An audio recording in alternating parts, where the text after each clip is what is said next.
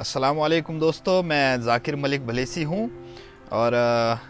میں تحریک بقائے اردو جو ایک تنظیم ہے 10 سال سے کام کر رہی ہے جموں کشمیر کے اندر، جموں کشمیر سے باہر بھی، بلکہ پوری دنیا میں ہمارے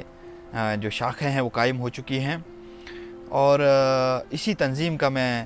جنرل سیکرٹری اور ترجمان ہوں، اور 10 سال سے جو ہے فاروق شاہ بخاری صاحب کی سرپرستی میں اور جناب عرفان عارف صاحب کی صدارت میں جو ہے یہ کام کر رہی ہے۔ اسی مناسبت سے، اردو کے مناسبت سے میں چند باتیں آپ کے سامنے آج کرنا چاہتا ہوں۔ دوستو، جموں کشمیر ایک خود مختار ریاست ہوا کرتی تھی جس میں ڈوگرا مہاراجہ جو ہے وہ حکومت کرتے تھے، اور ڈوگرا مہاراجاؤں میں سے ایک مہاراجہ جو تھے مہاراجہ پرتاپ سنگھ صاحب تھے، جنہوں نے ریاست جموں کشمیر کے اندر اردو کو سرکاری زبان بنایا تھا۔ اس سے پہلے فارسی زبان یہاں رائج تھی، انہوں نے اردو کو جو ہے وہ سرکاری درجہ دیا، اور اس کے لیے تحریک بقائے اردو ان کے مشکور ہیں اور انہیں خراج عقیدت پیش کرتی ہیں کہ انہوں نے یہ قدم لیا تھا۔ صدیوں سے جموں کشمیر کے اندر اردو زبان رائج تھی، یہاں کی سرکاری زبان تھی، حالانکہ جس طریقے سے اس کو انصاف ملنا چاہیے تھا اس طریقے سے سرکاری زبان ہو کر بھی اس کو انصاف نہیں ملا، لیکن پھر بھی نام ہی کے لیے صحیح، لیکن سرکاری زبان یہاں پہ تھی، اور یہاں کے جو باشندے تھے ان کو فخر حاصل تھا کہ ڈوگرا مہاراجہ پرتاپ سنگھ صاحب کی طرف سے رائج اردو زبان جو ہے یہاں پہ کئی صدیوں سے رائج ہے، اور یہ ہماری اپنی زبان ہے۔ 2019 میں حالات جو ہیں وہ تبدیل ہو گئے، اور جموں کشمیر کا جو خصوصی حیثیت تھی اس کو بھی ہٹا لیا گیا، اور یہاں کا آئین بھی چینج ہو گیا۔ اس کے بعد جو ہے ہندی اور انگریزی کو سرکاری زبان بنایا گیا، حالانکہ تحریک بقائے اردو کو نہ ہی ہندی اور نہ ہی انگریزی زبان سے کوئی بیر رہا ہے کبھی بھی۔ ہم اپنی قومی زبان ہندی کا بہت احترام کرتے ہیں، اور انٹرنیشنل زبان جو اردو ہے اس کا بھی بہت احترام کرتے ہیں، لیکن اردو جو صدیوں سے اس ریاست میں رائج تھی اس کو تبدیل کرنا جو ہے کسی بھی لحاظ سے جائز نہیں ہے، کیونکہ یہاں کے لوگوں کے احساسات اور جذبات جو ہیں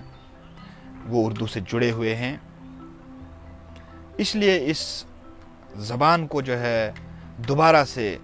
جموں کشمیر کے اندر سرکاری زبان بنانے کی ضرورت ہے، اور اس میں تمام لوگوں کو پہل کرنی چاہیے اور تمام لوگوں کو آگے آنا چاہیے۔ بہت جلد جو ہے تحریک بقائے اردو بھی لیفٹیننٹ گورنر صاحب سے ملاقات ہوں گے ہم، اور ان کے سامنے یہ گزارش کریں گے کہ وہ اردو زبان کو دوبارہ سے جو ہے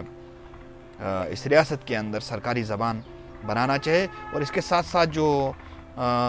ریاستی کونسل فروغ برائے اردو زبان کا ادارہ ایک کھولا گیا تھا کچھ سال قبل، اس کو فعال بنانے کی ضرورت ہے، اور ہم یہ بھی ان کے سامنے رکھیں گے، اور اس کے علاوہ چند اور باتیں جو ہے ان سے کریں گے انشاءاللہ۔ بہت جلد ہم جو ہے لیفٹیننٹ گورنر صاحب سے اس بارے میں ملیں گے۔ دوستو، کچھ سوالات جو ہیں وہ بہت چند لوگوں کی طرف سے اٹھتے ہیں کہ اردو مسلمانوں کی زبان ہے، اردو پاکستان کی زبان ہے، اور اس حساب سے اس سے بیر رکھا جاتا ہے، لیکن میں انہیں یہ کہنا چاہتا ہوں آج کہ اگر اردو خالص مسلمانوں کی زبان ہوتی تو راجندر سنگھ بیدی اس میں شاعری نہیں کرتے۔ اگر یہ صرف مسلمانوں کی زبان ہوتی تو برج نارائن چکبست اس میں شاعری نہیں کرتے۔ اگر یہ مسلمانوں کی زبان ہوتی تو کرشن چندر جی کے افسانے اردو کے اندر نہیں ہوتے۔ دوستو، یہ خالص مسلمانوں کی زبان نہیں ہے، یہ پورے ہندوستان کے لوگوں کی زبان ہے۔ ہندوستان میں ہی پیدا ہوئی، ہندوستان میں ہی پلی بڑھی، ہندوستان کے لوگوں نے اسے پیار دیا، اور ہندوستان میں ہی یہ زبان جو ہے پروان چڑھی، اور اس پہ پاکستانی زبان کا ٹھپا لگانا بھی بالکل ناجائز ہے، کیونکہ پاکستان تو 1947 میں بنا، اور اردو زبان 1947 سے کئی صدی پہلے جو ہے وجود میں آئی تھی ہندوستان کے اندر، اور خالص ہندوستانی زبان جو ہے اس کو کہا جا سکتا ہے۔ کیونکہ اگر ہم زبانوں کی تاریخ پہ نظر دوڑائیں تو اس کی جو بنیاد ہے، بنیاد میں ہمیں سنسکرت ملتی ہے، اور سنسکرت خالص ہندوستانی زبان ہے۔ سنسکرت سے کئی آبھرنشیں وجود میں آئی، کئی پراکرتیں وجود میں آئی، اور ان سے کئی زبانیں آگے نکلی، جن میں ایک زبان برج بھاشا بھی ہے، کھڑی بولی ہے، بانگڑو ہے، جاٹو ہے، گجراتی ہے، مراٹھی ہے، اور بھی بہت ساری زبانیں وجود میں آئی، جن میں سے کھڑی بولی سے اردو وجود میں آئی، اور جو برج بھاشا ہے، برج بھاشا سے ہندی وجود میں آئی۔ اردو نے نور نستعلیق جو ہے اس کو اپنایا، اور جو ہندی ہے انہوں نے دیوناگری کو جو ہے رسم الخط جو ہے انہوں نے اپنایا۔ فرق صرف اتنا ہے، اور کل ملا کے اگر ہم بات کریں تو اردو اور ہندی دونوں سگی بہنیں ہیں، اور ان کی ماں ہندی ہے، اور ہندی ان کی ماں جو ہے وہ دوستو سنسکرت ہے، اور سنسکرت خالص ہندوستانی زبان ہے۔ اس لیے اردو جس کی بہن ہندوستانی، جس کی ماں ہندوستانی، اس پہ پاکستانی زبان کا ٹھپا لگانا جو ہے بالکل جائز نہیں ہے۔ دوستو یہ خالص ہندوستانی زبان ہے، جس کو ہم گنگا جمنی ایک تہذیب بھی کہتے ہیں۔ گنگا اور جمن کے کنارے جو ہے پیدا ہوئی، اور آج بھی جو گنگا جمنی تہذیب ہے وہ ہندوستان میں ایک سب سے عمدہ تہذیب مانی جاتی ہے، جس کو جو تہذیب جو ہے وہ اردو نے دی ہے۔ اردو زبان کی ترقی اور ترویج میں آج بھی غیر مسلم شعراء اور ادیبوں کا بہت بڑا رول ہے، اور ہمیں امید ہے کہ ہندوستان کے لوگ اس کو آنے والے وقت میں بھی پیار کرتے رہیں گے اور اسے پیار دیں گے، کیونکہ وہ جانتے ہیں کہ اردو ہندوستان کی زبان ہے۔ تو دوستو، نہ تو اس کو پاکستانی زبان کا ٹھپا لگانا چاہیے، اور نہ ہی اس کو مسلمانوں کی خالص زبان بولنا چاہیے، کیونکہ یہ بھائی چارے کی زبان ہے، آپس کے میل ملاپ کی زبان ہے۔